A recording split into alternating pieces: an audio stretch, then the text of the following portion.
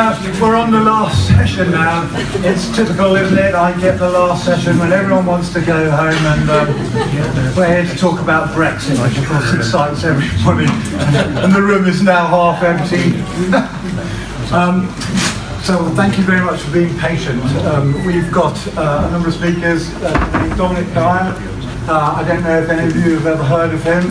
Nah.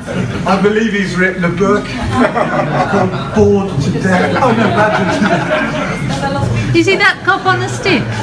Oh yes, my God on the stick. Tom Langton from Eurobadger, and many other things. Tom's a well-known ecologist and been in business for a long time. Yeah, we've all met. Tell me how to pronounce your second name. Dirk Matt. Got to get that right, as we are in Europe.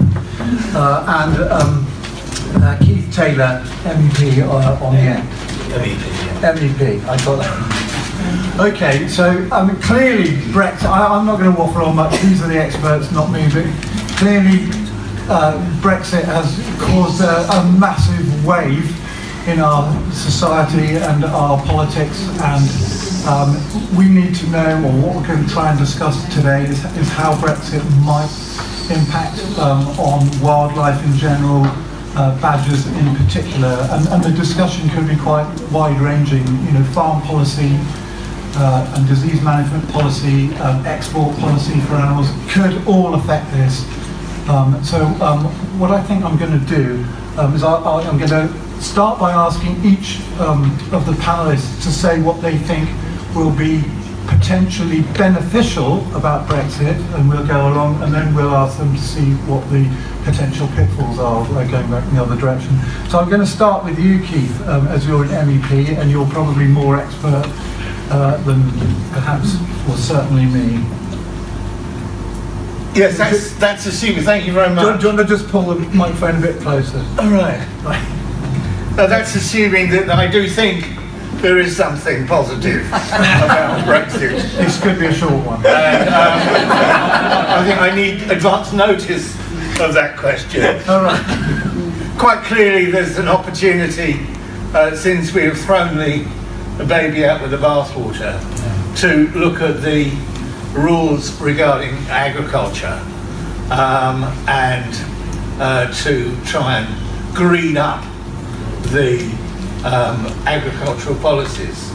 There are lots of tensions within that, given the proclivity of the Conservative government to really stand in the way of anything that we might want to see as being progressive. But I'm going to defer to the other speakers who might have had a more positive journey here this morning, and you know, a feeling really good about the future. Personally, I'm rather downcast. Well, thank you very much, Keith. Yap, cheer us up. During this meeting, I heard quite often that the agricultural greening would have a fairer chance if nations would have their own say instead of Europe. But we were very close when the green guidelines for Europe were made by European officials and the Commissioner. And that was very green. And it was destroyed by countries like Britain, Holland, Belgium, France, up to it was nearly nothing left. So it comes back to the logic that if I was a city councillor, and I have to say that housing is less important than hedgehogs or badgers or orchids, my windows will be thrown in with bricks the same evening. I will have to take my children from school. So I will not write laws on that level that will severely protect nature. The chance is bigger that national governments, you have to travel by car to throw a brick by the minister in his window if you know where he lives. Let alone if it's Europe, because then you have to go to Brussels and halfway the week to Strasbourg, and you don't know where they are. So the chance that good law comes from a higher level to protect that which is hardly not to be protected, namely that which is always in the way of progress, nature, the chance that it's going to be done well on a low level is limited, very limited. So therefore we all want these European rules because they are going further than our national laws did. We are happy with the guidelines as nature conservation people. It's the others that are not. And in the Netherlands, they are now changing the law, and they want to change the Habitat Directive and the Convention of Bern and the Bird Directive. Why? Because they say they are opposing economics. Yes, that's what they meant for. Thank you, yeah. Tom, have another go at cheering us up. Well, thank you, Peter. I'm going to go a little bit further in the interest of actually trying to entertain you by refusing to answer the question. Well, not really. But what I mean by that is that as soon as the dreaded day happened, I thought, well, why not ask the people who really stand to lose a lot, which is the lawyers. And I spent a lot of time working with lawyers, so I gave them a few days and asked one of the practices that I'm very familiar with, and said, what do you think? And he said, well, give us a ring in a couple of weeks, which I did.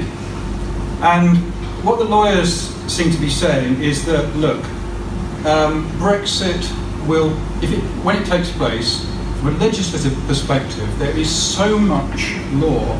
And I think there was 1,000 barristers wrote immediately saying, or did a petition, I think, saying this is a really bad idea.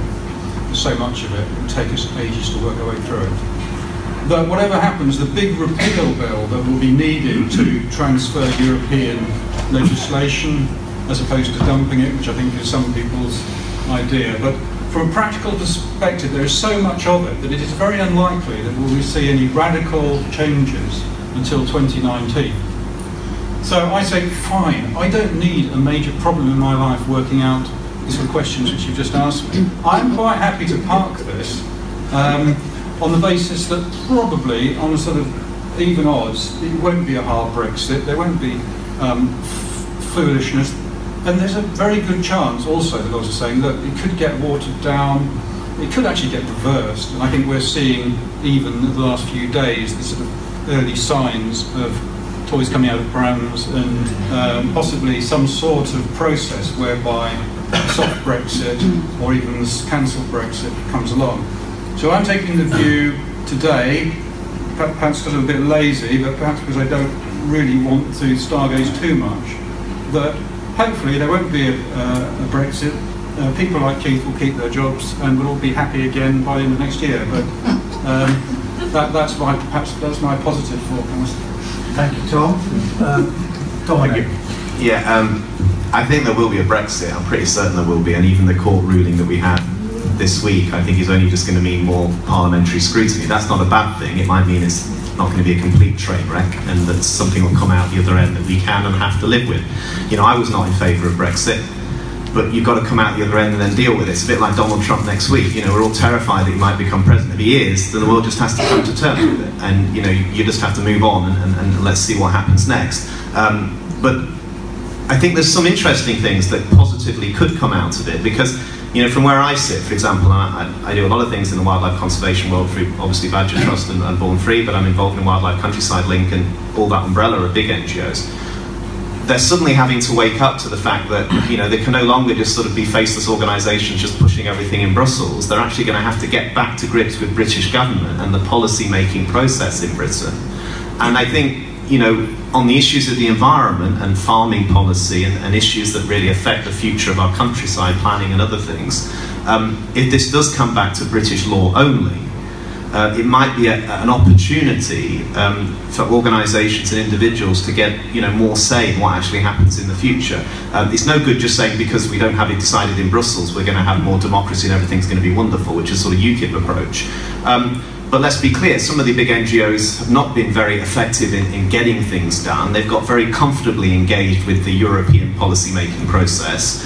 They've become very faceless and detached from individuals who care passionately about the issue. So if you're going to take the common agricultural policy away, then yes, I hope to see individuals and NGOs and everyone else piling in now saying, what will we have in the future? We can't afford to give farmers billions of pounds in subsidies to basically grow industrial food production that we know has significant negative consequences, you know, for the environment and wildlife. And believe me, I've been involved in that industry before I came here, so I'm familiar with all of it. we maybe can start to make things better. And I think, to be fair, the RSPB and WWF and other organisations are taking that view and beginning to put forward ideas of what we might see at the end that could be beneficial. So it might be, this cloud has a silver lining, possibly. Okay. I'm going to try and be a bit positive, and it seems to me, Brexit has happened, and it's given everybody an almighty kick up the bottom, because we were all rather complacently going on, imagining that it would go on forever, and there was no incentive in Europe to actually fix some of the problems that it's not just our country are concerned about, but all over Europe people are concerned. We don't want to mention the I word, but immigration is a problem, but there are all sorts of economic problems within Europe. So it is quite possible that the full complication and administrative horror that Brexit has thrown, not just at us, but don't forget, Europe has to disentangle itself from us as well as us disentangle itself from them. And I think that might focus Europe and the EU on thinking, well, we need to improve. And if we could get to a stage where we say, okay, fine, you want to leave and we understand why, but we now realise we have to fix those. So if we both agree to leave it a while, we could fix them both and not do too much damage. The other positive thing that might come out of it, for me, because I'm a complete optimist, I wouldn't be doing this job if I wasn't, because it's difficult and hard at times, is that it depends on the government we've got. If we had a really good, modern, progressive government in this country that was really into wildlife and really wanted to tackle some of the problems about industrial farming and pollution and really got to grips with getting a better planning system. Now, I know this is all, frankly, pie in the sky because I've been in politics and tried to push that kind of agenda, but that is a prize that could be worth aiming for, is to actually be better than we were when we were in Europe. I don't think it will happen, and I think Jaap's comment's very interesting. George Monbiot writes, is quite Eurosceptic on the grounds that Europe has become very wedded to the kind of neoliberal kind of economic financial package, and they've been negotiating for TTIP and all the rest of it. So his view of leaving Europe was actually because what I've just said is we could be better without following this path down to kind of financial oblivion. So what I'm going to do now is just give everybody an opportunity to pour cold water over everything I've just said. I'm starting with you again, Keith. Go on, have a good moan. This is your moment, Keith. This is your moment, go for it. Well, actually, this is a bit different from me. The general run-of-the-mill conversations I have, because people don't really want me to moan. God knows there's enough to moan about. But I think that Brexit is not done and dusted. The public were lied to by both sides. The public were not, they were told that we could save £350 million a week rather, for the NHS if we left Europe. The public weren't asked whether or not they wanted to see the £3 billion which are paid to UK agriculture disappear. They weren't asked that. They weren't asked about the education grants that is actually now cutting back research projects. All they've heard in return and response to that is government assurances that any European entitlement would be honoured until 2020. Well, there's a lot after that, isn't there? Where the money's going to come from, I don't know. So I think that you can't dispute the 48 to 48 to 52% vote, but what you can do is say, what does that vote mean?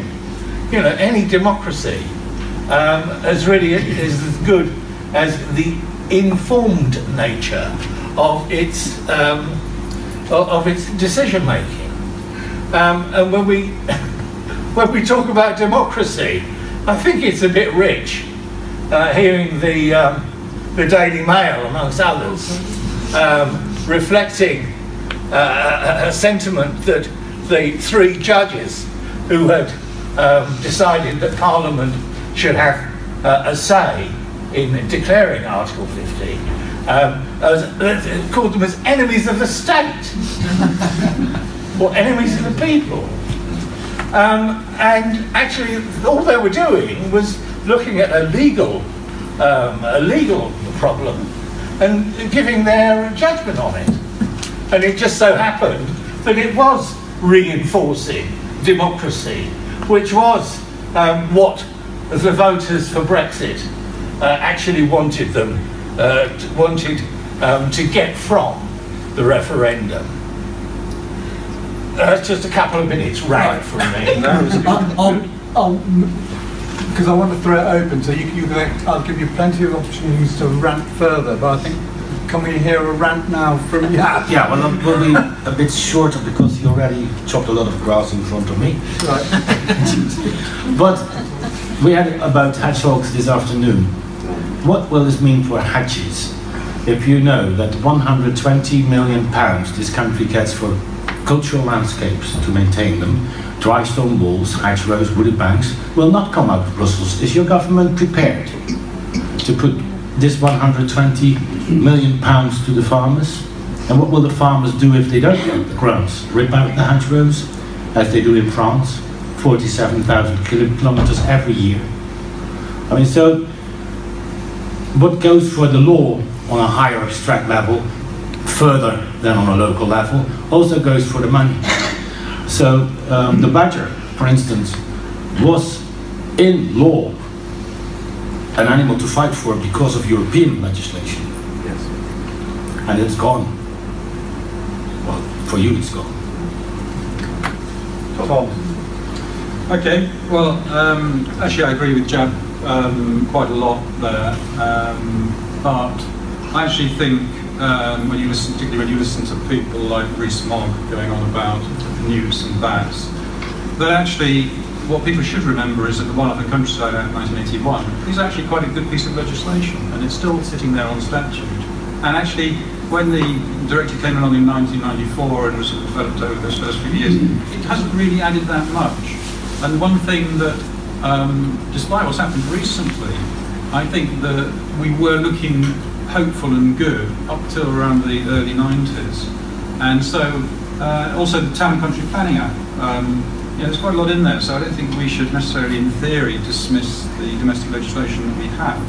It's just that some countries, perhaps bigger countries, can resist these sort of revolutions that Jeff's talking about, the potential revolutions in downgrading protection. And when I look at the Netherlands and France, for example, you do see very, very worrying things happening, even in Switzerland. The biodiversity doesn't seem to be too happy. If we look at the point in relation to agri-incentives, yes, that's a very good point. Who's going to replace that? And Natural England, in their press release about what they're going to be doing in the future last week or two, they talked about Lawton, which is, as we probably all know, bigger, better managed and more joined up. And they also talked about moving away from rented conservation, which I think was a reference to agri-incentives. And yeah, where's the money coming from? Because at the moment we know, we've seen the farm and birds thing from the hedgehog talk. We know why the countryside isn't a success story for biodiversity. And if we're going to do Lawton bigger, better, more joined up, and we're going to go away from pouring money through agri-incentives into already fairly well-established, wealthy landowners, what's the plan? And I don't suspect that we're actually going to see one until relatively close to the point where the legislation looks like changing. So, just come back to my point earlier about getting too excited about thinking about what's going to happen until we get a better indication. We'll probably get some notice, but I suspect the economic and the city and the world reaction, financial reaction to Britain is probably going to be slow, but until these key decisions get made, things will, whether they carry on a slow downward drift and the economy goes slowly to pot, I think the big decisions will come when the legislative decisions are made. We might not see those for a fair length of time. In terms of Eurobadger, just getting back a little bit towards badgers, I think we have to pick our course. Although Jupp says just then that there's European protection for badgers that's gone, I don't see it that way particularly. I think we've still got the badger protected by the Berne Convention. I think we've got a lot of synergy between the countries. I know Jupp fears the genocide in Ireland sweeping not just through England and France, but also the Netherlands and Germany. And we would hope, through Keith's good offices, some of the intergroup, through Eurogroup, which I think we're joining up to now, we could have some of these debates in Strasbourg, collar the Berne Convention, say, look, you've turned your back on this subject before, you need it back on the agenda, get some special sessions going in the European Parliament, raise the profile. I don't think the threat of not being a European citizen should stop us at all. In some senses, it makes me want to work a bit harder, to be honest with you, to ignore all this nonsense, get on with the job, and that's what I'm hoping to do. We'll be talking about this weekend about how we can actually not just carry on regardless. We've always got to be minded and to hedge our bets and to look at what's happening, but not let it stall us, not get into a situation where we think we don't really need to do much because it's too uncertain. So if that seems like a bit of a contradiction, I think we've just got to realise that there's a great deal of uncertainty, try and be cleverer, try and be more determined, and get on with what you can do over the next 6 months. Okay, thank you, Tom.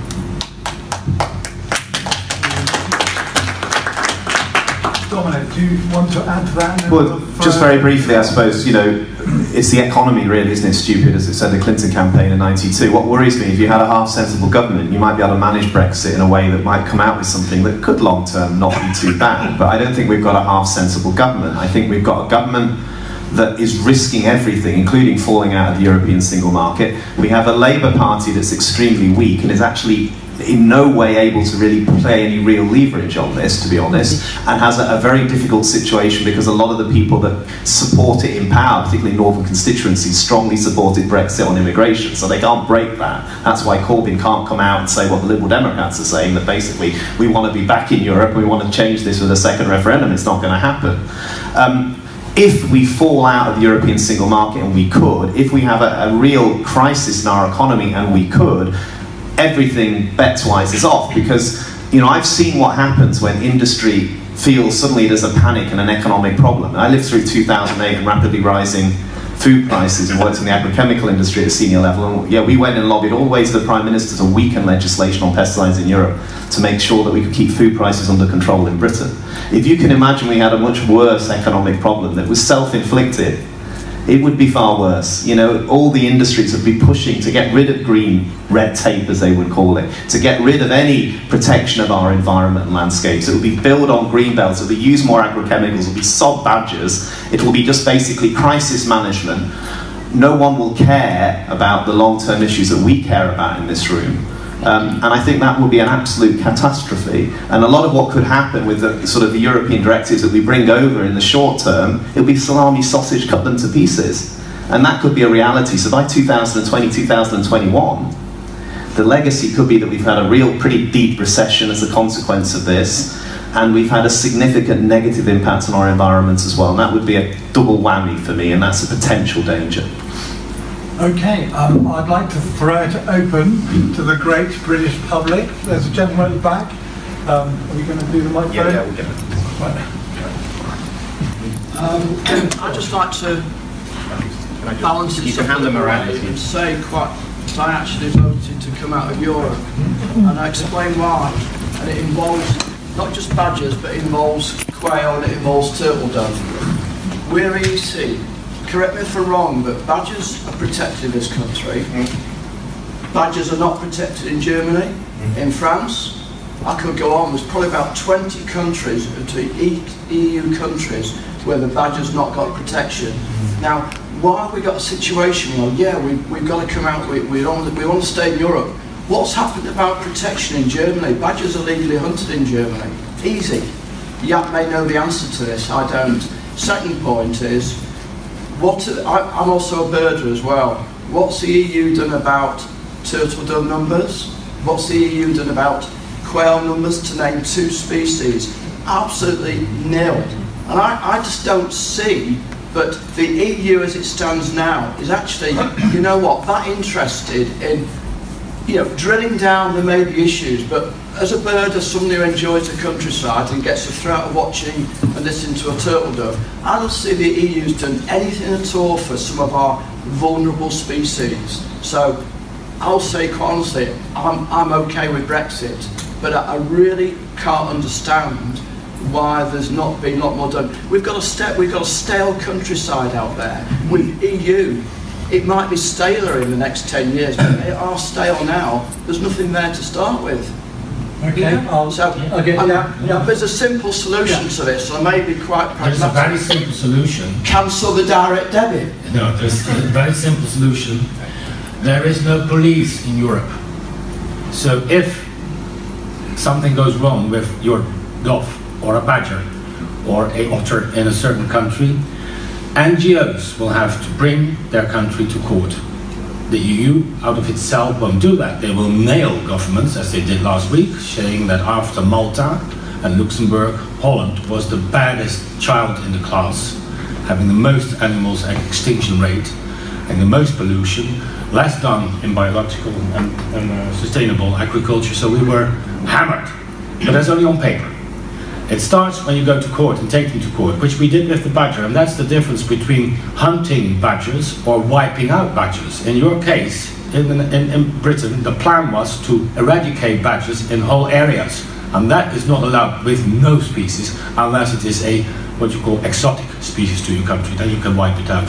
But otherwise, local disappearance can never be the target. That was why Strasbourg said you couldn't go ahead with the cull. Then again, Strasbourg has no punishment. The EU has got £200,000 per day for punishment. And they can earn it every day until the otter is back, or the hamster, or whatever. And they did with France. France has to breed hamsters now, and to reintroduce them. And until they do, they pay €200,000 payment every day to the EU. So there is difference, but it's the same with monuments. We have got monuments in the Netherlands, but if you don't maintain monuments, they will collapse. They are protected by law, but they can disappear. And only if people come together and say to the police or to the court, listen, there's a monument there, it's neglected, do something about it, then something happens. That's weak already. It means that when you want to protect nature, first citizens will have to do something, because the law is there, but nobody's policing. I can't make it better than that, but I know that if I was in your place, or if Holland would step out of the EU, I would be very much afraid. Because the EU rules for sustainable agriculture are more severe than ours. Sustainable energy, more severe than ours. Nature conservation is the same, more severe than ours. Our government has to buy more land now for nature reserves because of the EU than they would ever do out of themselves. So we need a stronger father somewhere in Brussels who says, can't give a damn about your economics, you should save your nature. Thank you.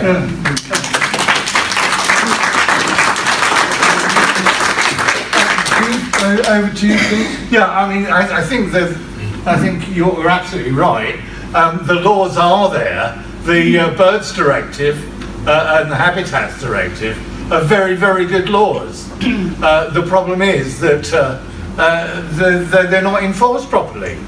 And we had a fitness review of both of those directives, and the conclusion of the European Parliament was we don't want to change them, but we want to see them working better. You know, you talk about turtle doves and the disgraceful so-called cultural hunting or trapping of birds on Malta. I mean, that is against the directive. But the defence of the Maltese government is they had a referendum. There we go, another bloody referendum. They had a referendum and there was like 51 to 49, percent in favour of allowing the hunters to trap.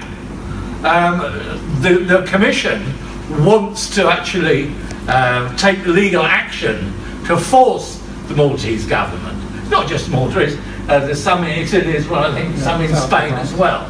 And that's something that, you know, the legislation is there, but we need to make it work. And that's what we need to be doing.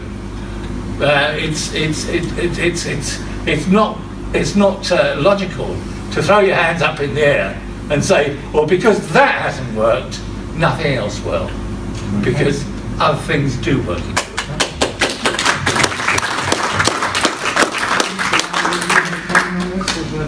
I'll take another question. Okay, has anyone else got another question? I'm just going to add a little bit to that. One of the things that I find slightly irritating about people who give reasons for voting one way or the other is they pick a tiny reason and say, that's what I object to, and yet the process of extracting ourselves from Europe has massive consequences for, I think, a whole landscape of other things that no one could possibly hold in their heads at the same time. I was involved in local politics and I was amazed by how many people who thought that the local council just emptied the bins. They had no awareness of anything else that the council did until you'd said, oh well, there's a library there and there are people inspecting kitchens and restaurants so that you don't die of poison. The lack of awareness amongst the public about just how complex government is, even at town district council level. And so the idea that you can just say, oh, I don't want to be in Europe, and then sit back and go, now what? And then, you know, when someone points out that, you know, there is, you know, literally years, decades of work involved, just unpicking it all, and then you ask yourself, well, we don't want things to be worse, so you end up leaving most of it the same as it was before, and it costs you a huge amount of money, and think, oh, really, was that actually worth it? Wouldn't it have been better, as Japs just said, is to enforce the laws that are there and to use the democratic process that is there? And it is more democratic than having an unelected House of Lords and an unelected Prime Minister, and, you know, we're just about to throw out the judiciary as well, according to the Daily Mail. It would be better to fight for better legislation and better enforcement. And I've always felt that if you've got a system and bits of it don't work, and every system has bits where it's failing, is you keep and enhance the bits that work, and you get stuck into making the bits that don't work better. Another thing which comes to me now is, maybe it's the same in this country, there is a fear. Now those that want to get out of the European Union, or whatever, European Commission, they say, especially nature conservation laws are too strengthening, and they tell us what to do in our nation. What bird we have to protect. A whole road cannot be developed because of a toad or whatever. It's ridiculous. So one of the reasons to step out, populist use, is too strengthened European legislation on nature conservation, and we hate it. It should be unpowered instead of become more powerful, what the European Parliament says. I mean, I like them. Tom wants to come in on this. Yeah, just getting back to the sort of nitty-gritty of the question, you could almost turn around and say, well, would we have done better for turtle doves, etc., had we not had the habitats directives, the European Environment Directives since 1994, and before really, because in East Anglia I've seen the ripping out of all the orchards there, and you think the EU, you know, quite clearly was bad for the British apple, etc., etc. However, I think whether or not we would be better off or worse off, according to that question, the thing that I particularly noticed over that sort of same period is the way in which the nature conservation agencies, and just about every government nature conservation environment department, has been slimmed down, cut back, particularly over the last 5 years, but it didn't start 5 or 10 years ago. It started actually in the late 1990s when the transfer of nature conservation to the agricultural sector and to local authorities became a slow trend, which has now resulted in the fact that you just don't have, for example, chief scientists in natural England and the technical power base. So if you were to switch back within 3 years, not only would it cost you a huge amount, you'd have to train people, you'd have to wait for the other 5 to 10 years before you've got to the same sort of calibre of people that you really need. So it's a huge dilemma, and if you actually look at the way in which government's trying to handle this, whether it's DEFRA or Natural England, you can actually look at some spectacular errors of judgment, in my view, in relation to, for example, offsetting. Well, biological offsetting, in short, for those who are not into it, is basically not having to take the sort of hierarchy that you do within the European directives, but to basically destroy now and pay somehow later or somewhere else with something else, and it's all very wishy-washy. And anybody who's looked hard at it in Australia and other places will realise that it is even in the Netherlands will realise that it is a system based on hope and destruction more than anything else. And I looked at the government's pilot that's happening in Woking in relation to taking a species like the great crested newt into those sorts of territories. And I see all kinds of problems, not least there's no one in DEFRA or Natural England who really understands, in my view, what they're talking about. And actually when you go to them with a list of 20 questions, they can't answer them. And so I think that's we've got to be careful what we wish for. I suspect that whether or not we would have done better without the EU, where do we go from here, based on the strengths and the type of people employed now in the relevant ministries, is a major concern. And you just have to wonder whether the institutions and expertise in Europe, once you take that away as well, what are you left with?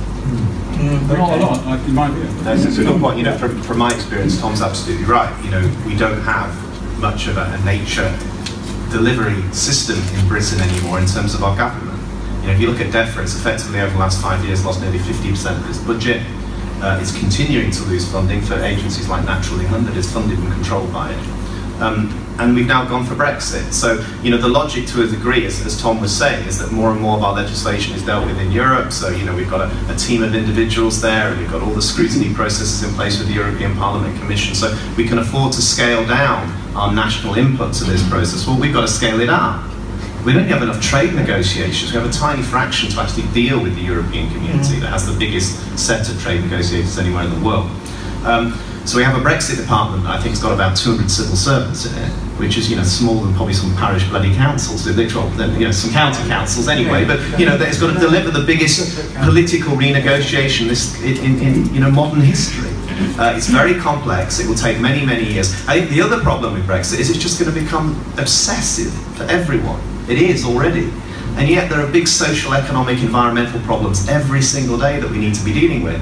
And all we're going to be bloody going on about is Brexit. And different opinions on different sides. We're going to be reliving this. It's like Groundhog Day.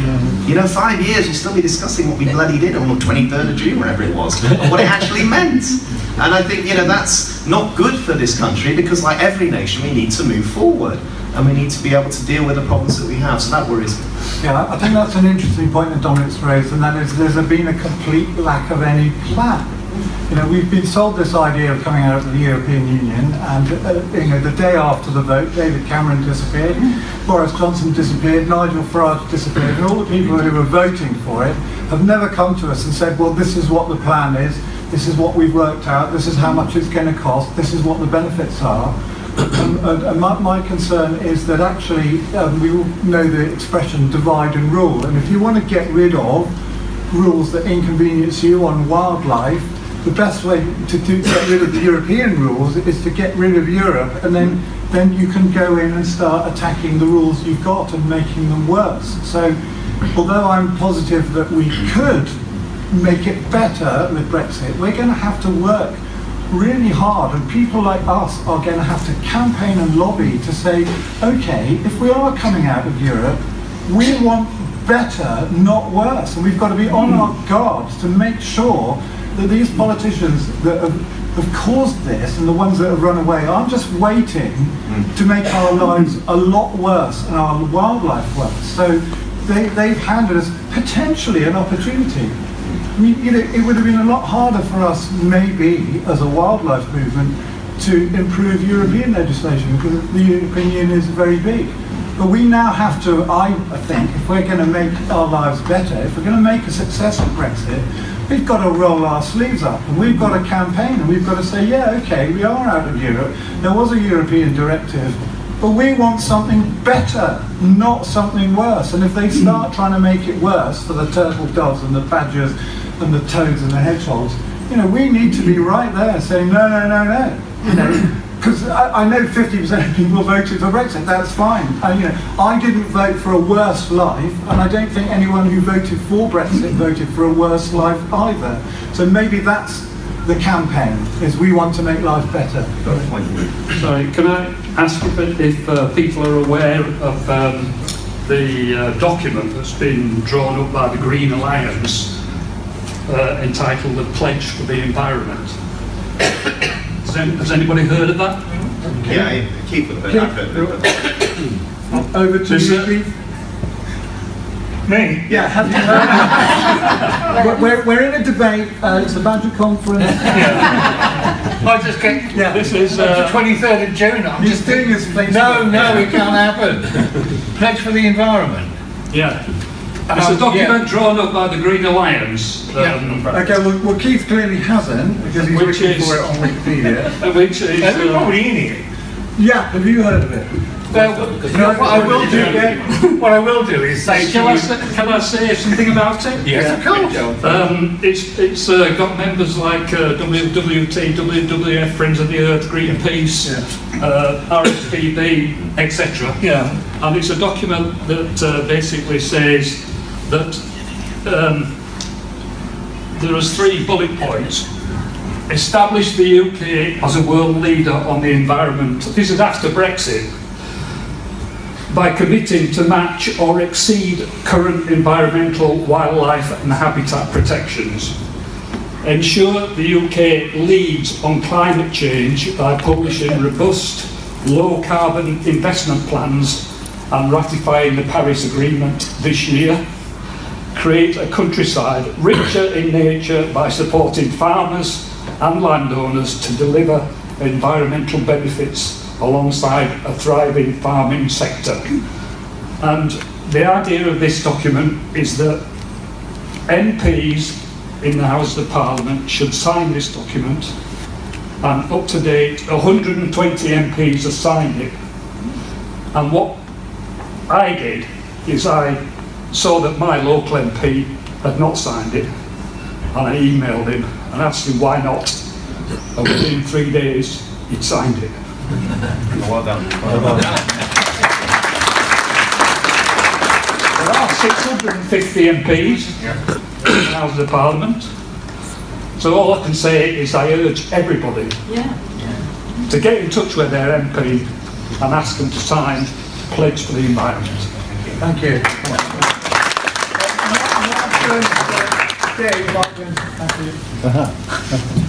Bit of jiggery pokery to get the microphone. Thanks, Dave. Yeah, just to follow on from that Green Alliance pledge is something that I think is very useful. And speaking on behalf of Wildlife and Countryside Link, which I've mentioned before today, it's an alliance of about 45, 46 organisations in the UK, including the Wildlife Trust, including National Trust, including Badger Trusts, including Born Free Foundation, who I work for, many other organisations, RSPCA is a member. And they're also working in their own name and also with the Green Alliance in order to try and push forward this idea that given the situation we're in, with the vote to come out of the European Union, we have to regard this as an opportunity to push for the UK to become a world leader in terms of its wildlife and conservation legislation and its environmental legislation. So, you know, there is an opportunity there, and I'd just like to flag that there is a meeting on the 18th of this month in London. I'm not sure of the venue, but it's a joint Wildlife and Countryside Link and Association of Lawyers Around the Welfare meeting, and we will be discussing all kinds of aspects of what Brexit means for UK wildlife protection and animal welfare legislation. So anyone who's able to come along to that, I think, would be an interesting additional point of discussion for this particular subject. Thank you.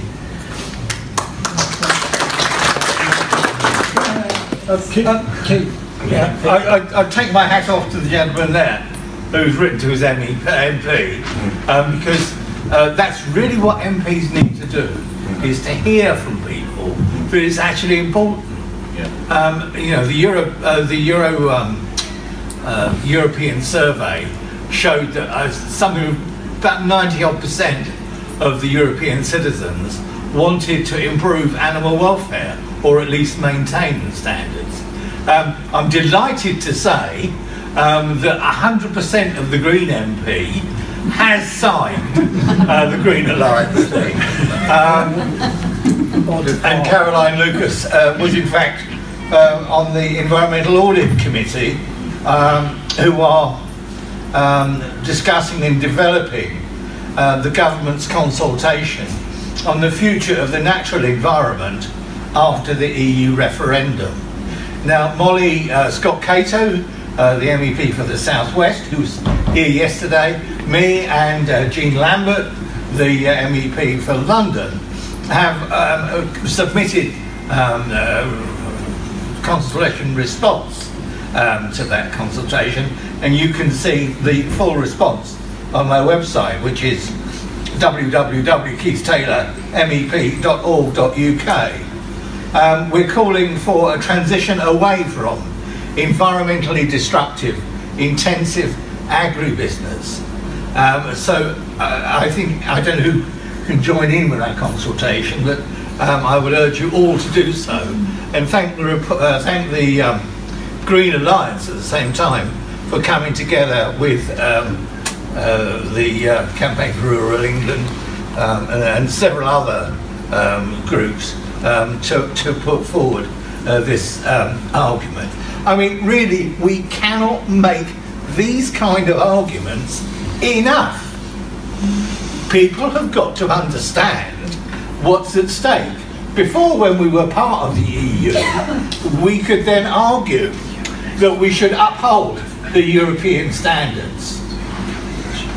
But now we're on the way out, that argument subtly changes to we need to retain and develop the European standards that we've enjoyed for the last 40 years, 50 years. Thank you, Keith. Yes? So well now. My question is obviously on TB, mainly for the Badger Trust. So TB eradication is mainly done in England because of a European directive and the need for it. So has the Badger Trust considered whether you would support TB eradication if we came out of the EU, and what this would mean for badgers if we decide, if the Badger Trust decided it was better to live with the disease and manage the disease rather than control and eradicate the disease? Big question. Well, the answer is, of course, the Badger Trust is going to support whatever efforts there are, whether we're in the EU or not, to eradicate TB and to extricate badgers from the equation, because the Badger Trust's position is, with the increasing amount of science which is distancing badgers from the infection path to cattle, that badgers are not involved. But we recognise as a charity that TB is a dreadful problem, and we will take part in the debate at whatever level to give our opinion and our expertise on the debate on TB, whatever the decision is. Now, I thought the vet session today was very interesting in this regard, in the respect of saying, well, you know, there is a case for just managing it in a different way, in a health way, and living with it, and maybe amending legislation so that it isn't, we're not trying to spend billions of pounds trying to eradicate a disease that we're frankly potentially never going to eradicate anyway. But that's a decision for our government, not for the Badger Trust. The Badger Trust will always be involved in it. So, you know, the question, or the answer to the question is, of course we'll be supporting it. I mean, there is an interesting, it's going to be harder because we get 30 million euros a year from Europe specifically for fighting TB, and I don't know, I would imagine they're going to maintain that probably for next year, the year after, dodgy. If we Brexit, we've lost that. So that's another chunk of money. that we are going to have to find as taxpayers to make up for the fight against TV. Now, you know, that's something we're aware of, but we are very definitely going to be, you know, we're not going to retreat from or extract ourselves from any debate on TV. And of course, you know, the Badger Trust is made up of people who love animals. We don't want sick cows either. So, of course, so I'll let Dominic. Yeah, okay, I'm starting to waffle. Not at all. No, I think, you know, the point you're making is interesting. There is an opportunity for a lot of these policies to be reviewed outside of the EU framework. You know, the point you make is that the EU is a key driver for this so-called disease-free status, where you have to control the disease to a certain level, so you can maintain the market for moving cattle and dairy and meat products across the European single market. That in itself causes some problems. We've been discussing that over the last few days. You know, the issue of vaccination of cattle, you know, the issue of the live animal export trade. If anything good came out of this bloody nightmare, it would be if you had some fresh thinking in government on maybe thinking outside of the box a bit as to whether, you know, I thought what the former Deputy Chief Vet had to say today about this whole risk factor about TB, you know, is the zoonosis risk of TB moving into the human food chain high as a result of us not controlling, you know, this disease in cattle? No, it's not high at all. It's a very, very small risk, and for that very, very small risk, we are spending hundreds of millions of pounds. We're killing a species at a rate which could see it disappear from parts of the country where it's lived for 500,000 years. We're causing great social and economic distress to farmers who have been pushed to the wall by the retailers over the years just to bloody survive. And we're still keeping the door open on a live animal export business that allows cattle to die in trucks at the Turkish border, which is disgusting. So I would like to see something come out of all of that that might be more positive. But I do think we need fresh thinking. And I thought the vets debate today was interesting because you could see some of that coming out of. Yeah. I bet Tom, if you thought. Yeah, I think you look at one factor, and that is that the current 2011 policy has got a trajectory to 2038. If you look at the way in which cattle herd breakdown incidence is going at the moment, it's a sort of very flat line, completely unlike the steep curve that we saw in last century when we got on top of TV for the first time. So I think, bearing in mind that we're not going to get, if Brexit happens, 30 million euros a year for most of that period, I think there has to be a discussion now. And I think actually it was very interesting yesterday to listen to John Randall. And what he actually said was, look at the money, look at the cost, because you're going to get more attention there. And if we can get some economic consultant to look at what's actually going to happen, we might actually find that. Do we have a fire problem in the ceiling? Oh, it's water. Well, that's okay then. Yeah, I've got a coat in the car if you want. So it may well be that under the cover, if you like, of a Brexit discussion with the Audit Office, we can actually reappraise the economics of what happens next and actually support the general argument to look at some of these things like risk-based trading and better zonation, and the sort of things that living with TB as opposed to eradicating it, that could make much more sense, particularly to an audit office looking to find out whether or not we're right that there's a massive misuse of public money. So there may be an opportunity for us here, and it could be right now, it could be in the next 6 months, that case could be made, and you could make a lot of traction with government MPs and everyone, well, nearly everyone.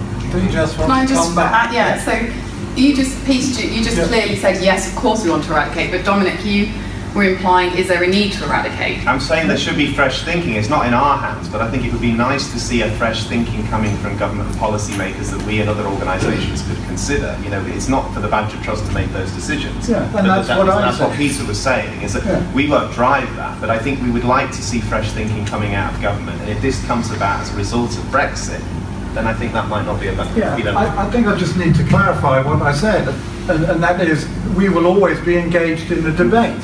If the debate shifts to living with TB rather than eradicating it, if they want to carry on eradicating, if you remember what I said is I said we want to extract badgers from the equation. You know, as the science is evolving, it's looking less and less and less likely, particularly with the 3 important papers that have come out this summer, that badgers are a significant contributor. Now we've got government documents at the moment in consultation for gamma interferon testing in the high-risk area that have the sentence where badgers have direct and indirect contact. Now, you know, the Woodruff-Donnelly study is the 5th study in cattle proximity. It's certainly the best because the technology is cheaper. And the conclusion of that is badgers actively avoid contact with cattle. So there is no direct contact path as far as any science can say. So the government is lagging behind, and we want to follow that. You're looking confused. Well, the conclusion of the report was there's no direct contact between cattle and badgers. That's the conclusion of the report. So we're now left with an increasing body of science that's removing badgers from the infection path, and we as a trust will continue to be interested in that science, and we will continue to get the scientists or push for more and more science to clarify the issue of to what extent, if at all, badgers are an infection risk to cattle. So that's our interest in the debate. The general debate about TB from DEFRA and the farming industry is for them to sort out. Okay. And if they then want to go to you know what, this is a massive waste of money, we can't afford it, we'll set up risk-based trading, you know, we'll encourage healthier cows, you know, and we'll try and allow the disease to drop naturally to a level where we can live with it. That's for them to decide. So long as, from the Badger Trust point of view, so long as they stop blowing badgers' brains out in cages and shooting them and trying to gas them and all the other stuff that's happening to badgers, then that's what we want. If they want to evolve a different policy, we'll always have a hand in the debate if we're asked. But we just want to get badgers out of the TB debate, or to the point where if there are any interventions, they have to be humane. But you know, our baseline, you know, places, you know, we don't want anything to happen to them. Our view is that they're such a microscopic part of the problem that contamination of the farm environment is really where cows are picking it up. Yes, I'm not saying it's impossible that a badger could be involved in an infection from time to time, but it certainly isn't worth killing them for it, and it's certainly not worth wasting billions of pounds running around trying to kill them for it. The solution is elsewhere as far as we're concerned. I think that's probably a summary of the Badger Trust's opinion on that. So the Badger Trust doesn't hold a line on whether to, or may not hold a line, you might not have discussed it yet, on whether to eradicate or live with. That's basically what I'm asking. No, we don't have a position because it's not our fight. Badgers are our fight. TB is DEFRA and the farmers' fight. Hi, Mike Griffiths from Rethink Bovine TV. Several years ago, after we were involved in the badger coal situation in Pembrokeshire, we set up a small group which we called Rethink Bovine TV.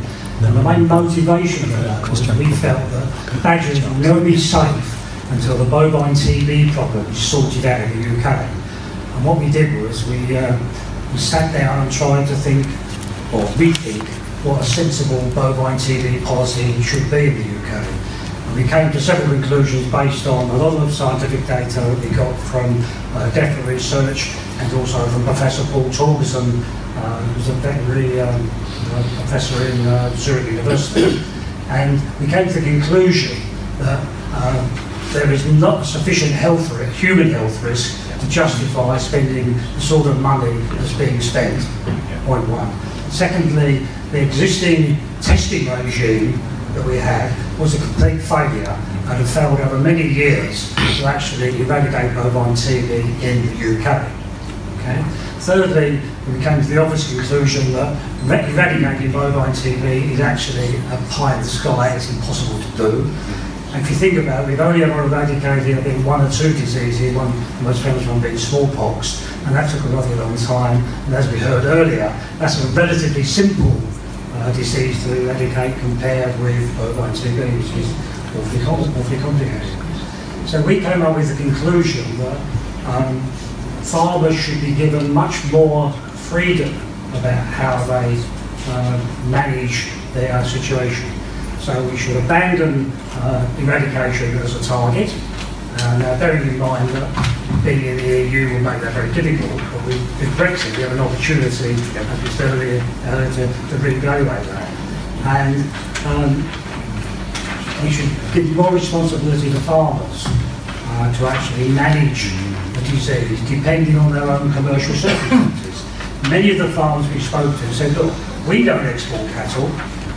Many of our cattle are dead long before there is any sign of the actual disease. You know, 4 or 5 years maybe for beef cattle, longer obviously for dairy. And the more and more we looked at it, the more we realised that in fact what you could have is you could have a situation which actually reflects the commercial needs of our farming industry, rather than imposing from the top this desire to eradicate the disease that we should never achieve. Spend vast sums of taxpayer money and actually not achieve what the policy was originally aiming to do.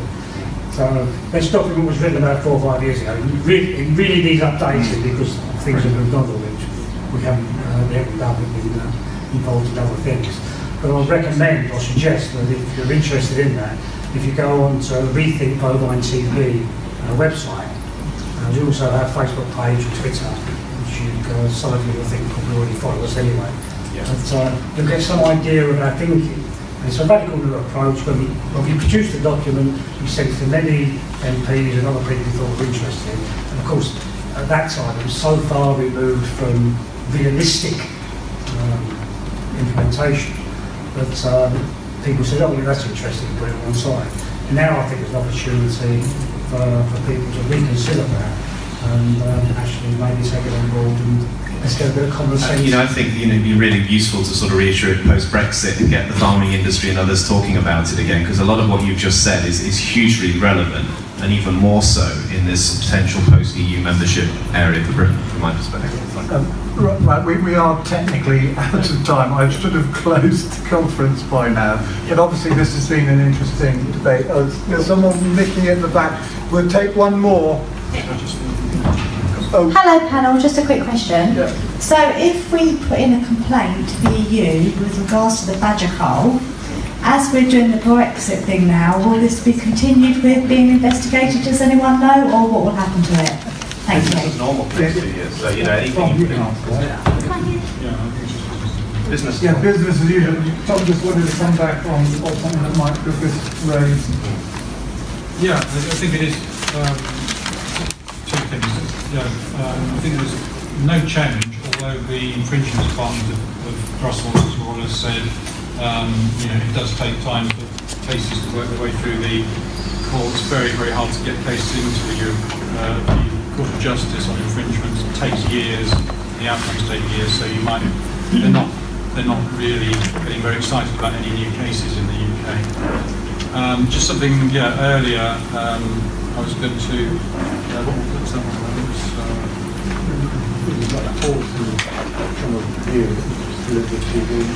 That's right. Yeah. Well, there is an irony there that one of the good things about Brexit could be the ability for the UK to go, particularly in England, to sort out a unilateral way of dealing with TV, unlike any other country, along the lines that we discussed earlier.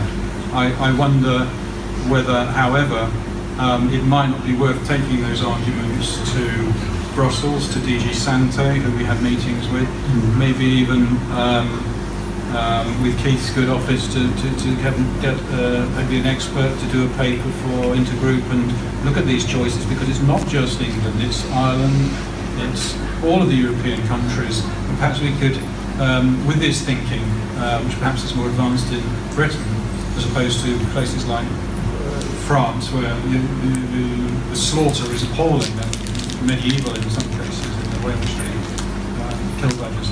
We couldn't actually start to open that door to other European countries. So maybe, Keith, if I can turn that into a question to you, whether you could look at that in the next 12 months or so. Well, just being awfully brief. Yes, I'm on the. I'm the vice president of the Animal Welfare Intergroup, I'm also serving on the Environment Committee, which has a responsibility here.